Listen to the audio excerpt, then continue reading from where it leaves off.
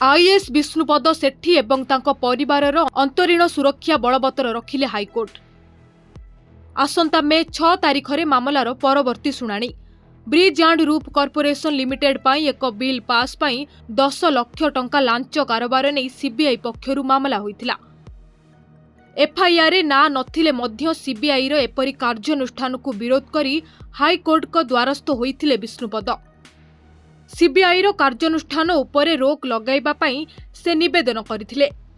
तेबे गत फेब्रुआरी रे bridge and roof corporation limited launch मामला रे विष्णुपदक घरे चढ़ाऊ करथिला सीबीआई। चढ़ाऊ बेले सीबीआई रेकर्ड पत्र जांच करथिला।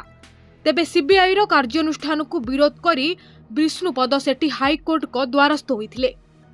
विचारपति एसके पाणिग्राही मामलार शुणाणी करी परवर्ती शुणाणी पर्यंत विष्णुपद एवं तांको परिवार विरोध में सीबीआई कौनसी कठोर कार्यानुष्ठान ग्रहण करि पारिबो नाही बोली अंतरीण सुरक्षा निर्देश देइथिले।